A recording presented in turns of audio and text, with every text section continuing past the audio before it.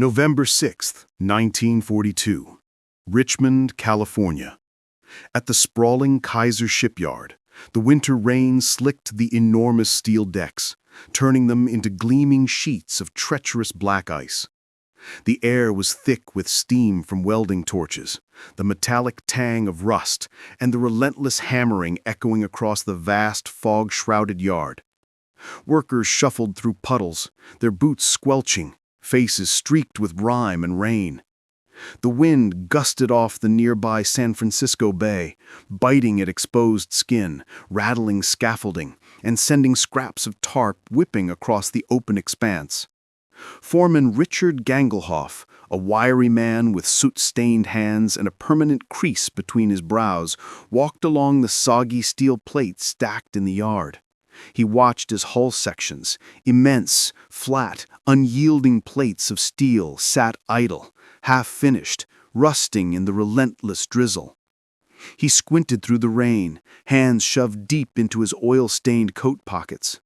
Around him welders crouched over decks, sparks flying, but progress felt agonizingly slow.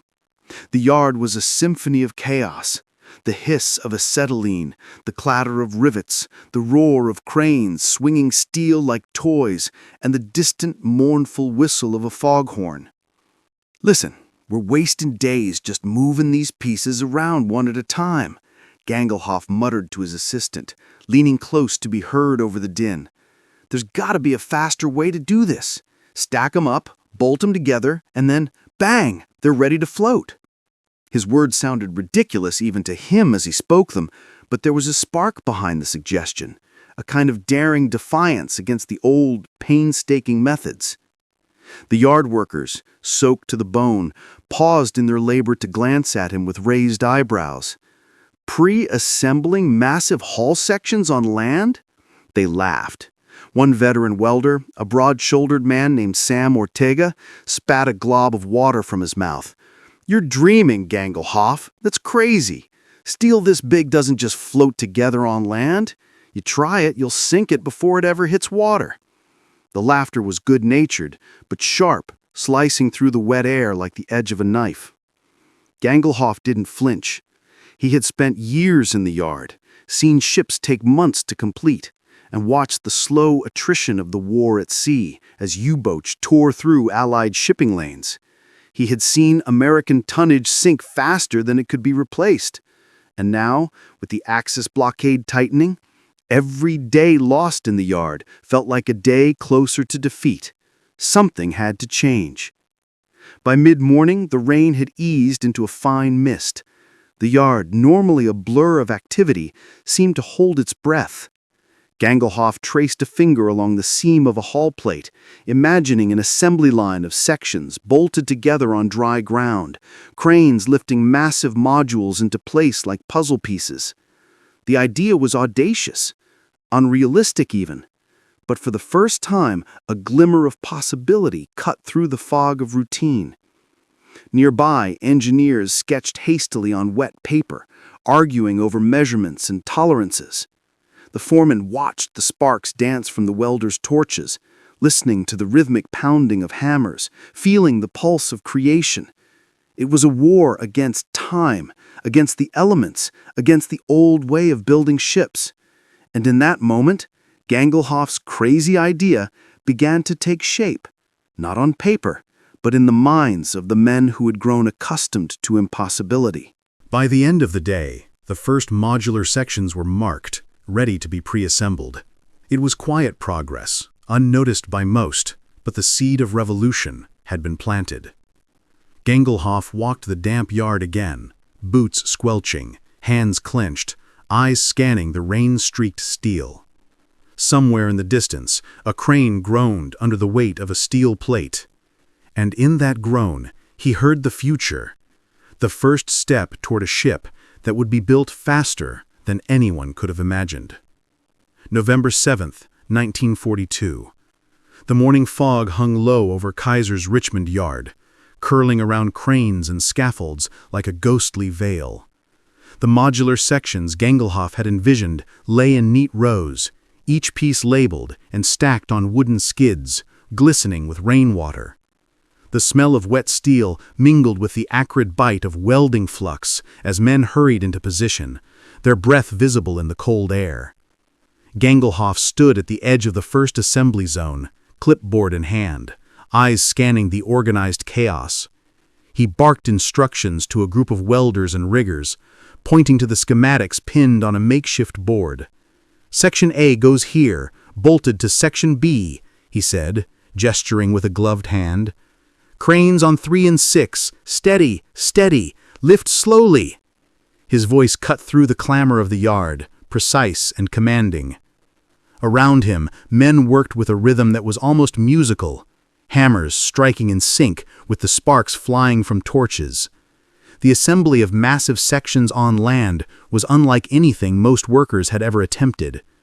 Plates, measuring over 20 feet across, were lifted by cranes into position, aligned, bolted, and welded, while men dangled precariously on scaffolds.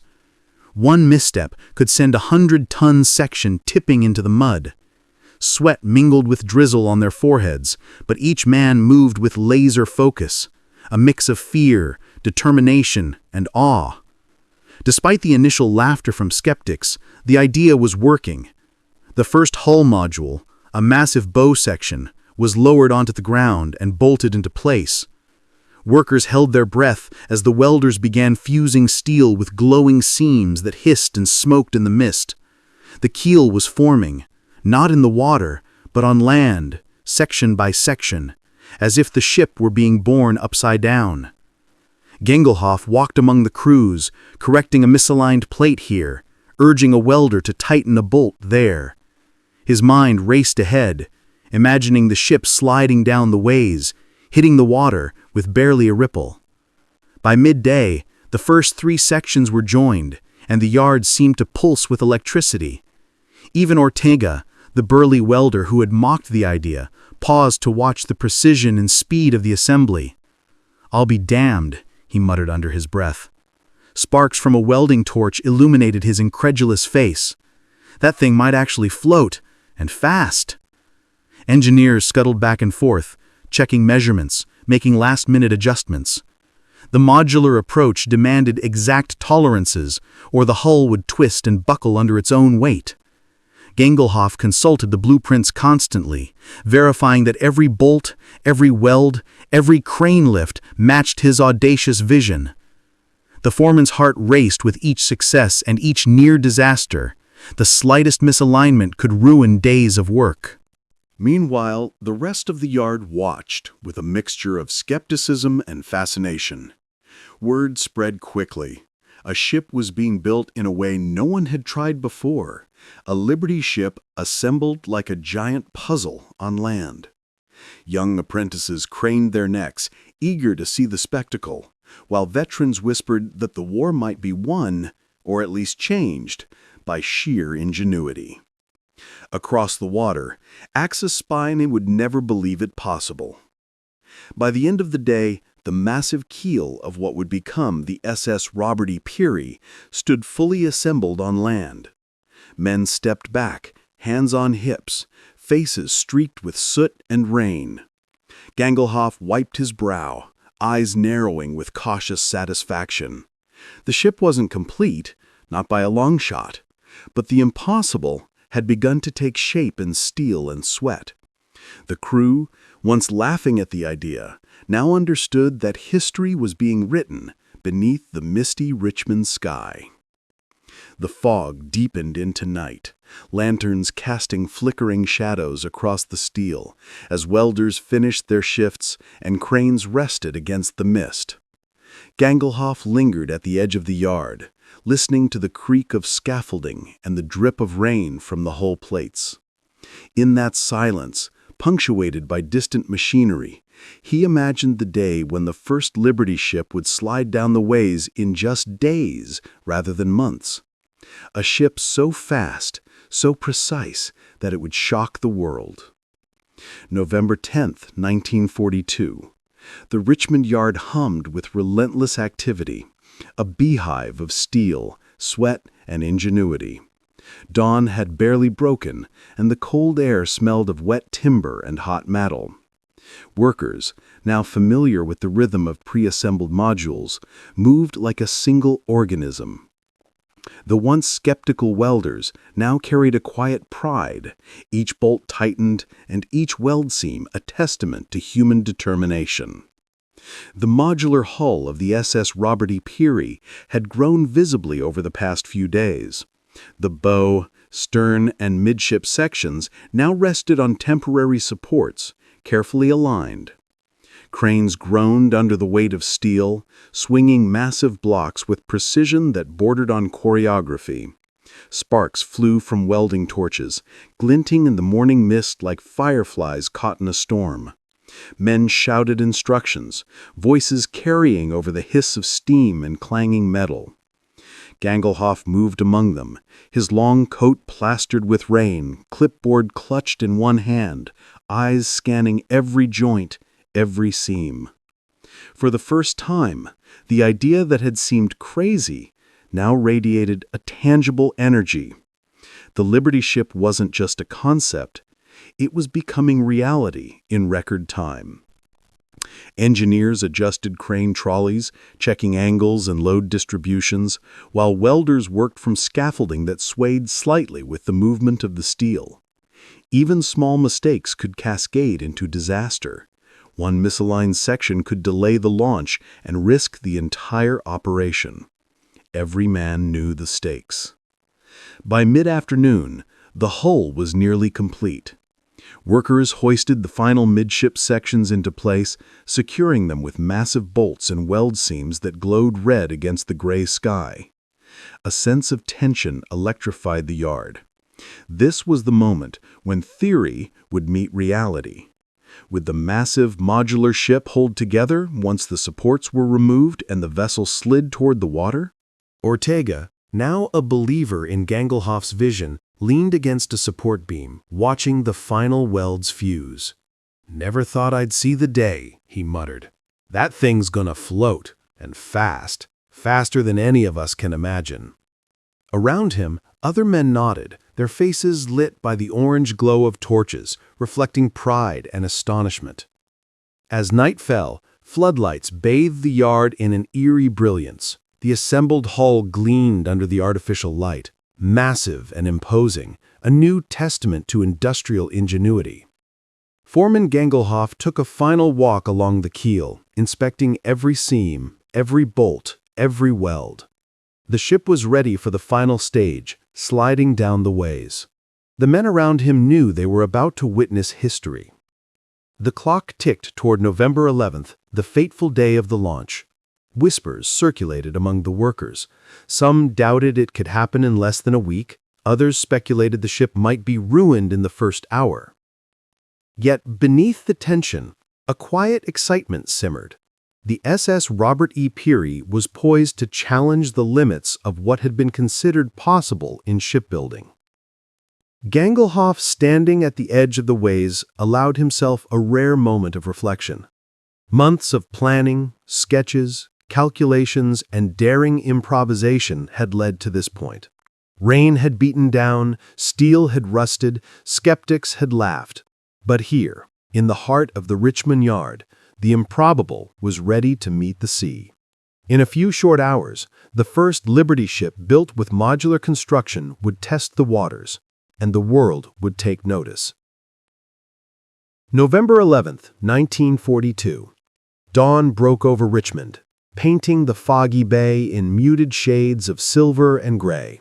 The yard was electric, every worker, foreman, and crane operator poised for history.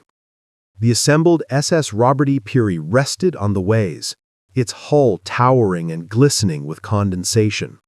The smell of wet steel and oil hung in the air, mingling with the faint scent of salt from the nearby bay. Spotlights cut through the fog, illuminating the massive structure like a cathedral of steel. Gangelhoff stood on a raised platform, binoculars in hand, scanning the ship and the preparations. "Check the braces. Verify the keel. Make sure the rollers are clear," he barked, his voice cutting through the morning mist. Around him, workers scrambled to make last-minute adjustments, tightening bolts, double-checking welds, and ensuring the massive sections were secure. The entire yard felt tense, as if the very air was holding its breath. With a deep, resonant clang, the first set of ways was released. The ship didn't quiver or tilt. It began a steady, controlled descent. Workers held their breath as the hull glided slowly over the rollers, water seeping into the ways in anticipation of the float. Sparks from welding torches reflected on wet steel as the vessel inched forward, almost too fast to follow with the eye. Men shouted directions, the roar of cranes and machinery fading into an anxious silence as the moment of truth approached. In just 4 days and 15.5 hours from the laying of the keel, the SS Robert E. Peary touched the water. A thunderous cheer erupted, echoing across the bay. Workers jumped onto railings, waved their hats, and pounded the steel decks in celebration. Even seasoned veterans, hardened by months of backbreaking labor, were wide-eyed with disbelief.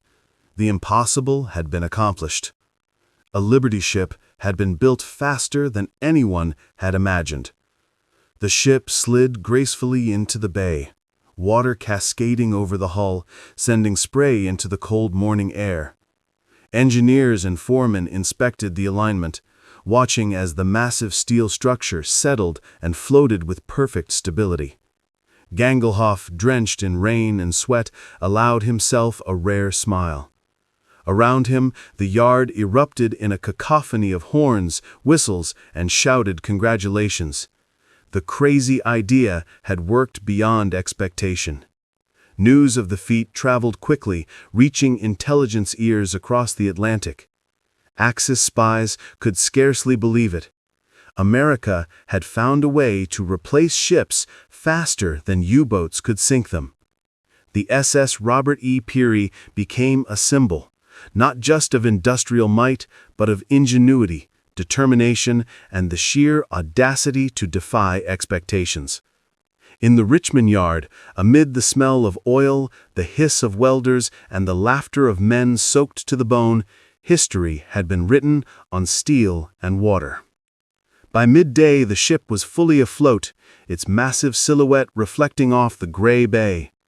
Workers lingered, reluctant to leave their creation, watching the vessel bob gently, a living testament to modular construction and relentless American spirit. In the weeks and months to come, Liberty ships would roll off the Richmond ways faster and faster, but none would ever quite match the astonishment inspired by the record-breaking launch of the SS Robert E. Peary. News of the SS Robert E. Peary's record-breaking construction rippled across the globe like a shockwave.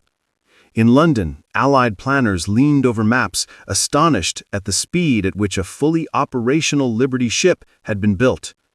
In Berlin and Rome, Axis intelligence officers furrowed their brows in disbelief, scribbling reports that seemed impossible. A shipyard in California had produced a vessel in less than 5 days, faster than any U-boat could sink a convoy of cargo. The implications were staggering. Back in Richmond, the yard was already buzzing with new energy. Gangelhoff, now a minor celebrity among shipbuilders, walked the damp decks, checking on his crews. "We proved it once," he told Ortega, who wiped grime from his face with a rag. "Now let's see how fast we can do it again." The laughter that followed wasn't skeptical this time, it was triumphant. The modular approach, once mocked as impossible, had not only worked, it had rewritten the playbook for American shipbuilding. Over the next weeks, the techniques pioneered with the SS Robert E. Peary spread like wildfire to other yards. Prefabricated sections became standard, cranes moved massive hulls with precision, and schedules were slashed from months to mere days. The Liberty fleet, once limited by slow assembly, now surged forward at a pace that stunned both friends and foes. The war at sea, previously dictated by U-boat kill rates, was suddenly on a new balance. Every sunken ship could now be replaced faster than before. The flow of supplies and material to Europe and the Pacific was no longer as vulnerable. Inside the yard, morale soared. Workers who had once cursed the rain and mud now embraced the challenge of building faster, smarter, and bolder. Apprentices learned the modular methods alongside seasoned welders, absorbing knowledge that would define a generation of shipbuilders. The foggy mornings and wet steel plates no longer seemed oppressive. They had become the birthplace of innovation. Every hammer strike, every weld seam, every crane lift was a heartbeat in a machine that had learned to beat faster than the threats it faced.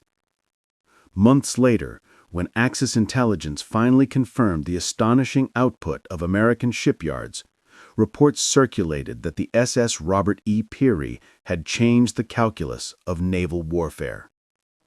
U-boat captains, accustomed to counting ships sunk, now faced a relentless tide of replacements. Allied strategists, emboldened by the yard's ingenuity, pushed harder to sustain supply lines, knowing that American industrial power had found a new weapon in the form of speed and innovation. For Gangelhoff and the Richmond crews, the triumph wasn't just in the steel or the speed. It was in proving that even in the darkest hours, audacity and ingenuity could rewrite the rules. The SS Robert E. Peary became more than a ship. It became a symbol of what ordinary men and women, working together with vision and courage, could achieve. The record of 4 days, 15.5 hours, stood as a testament to American determination, a story that would echo far beyond the Bay, inspiring shipbuilders, soldiers, and citizens alike for generations to come. In the fading light of a crisp California evening, Gangelhoff looked out over the waters of the bay. The hull of the Robert E. Peary floated silently, reflecting lantern light like a mirror, a sleek, proud silhouette against the gray sky. The rain had stopped, leaving only the soft mist and the hum of the yard as a reminder that something extraordinary had been done here. Men cheered quietly, families gathered on the docks, and somewhere in the Atlantic, enemy spies struggled to comprehend what they had just witnessed. The Liberty ship era had begun, not with months of toil, but with 4 days and 15.5 hours of relentless determination, imagination, and courage. And in every weld, every bolt, and every spark of the Richmond yard, the world learned that sometimes the crazy ideas are the ones that change history.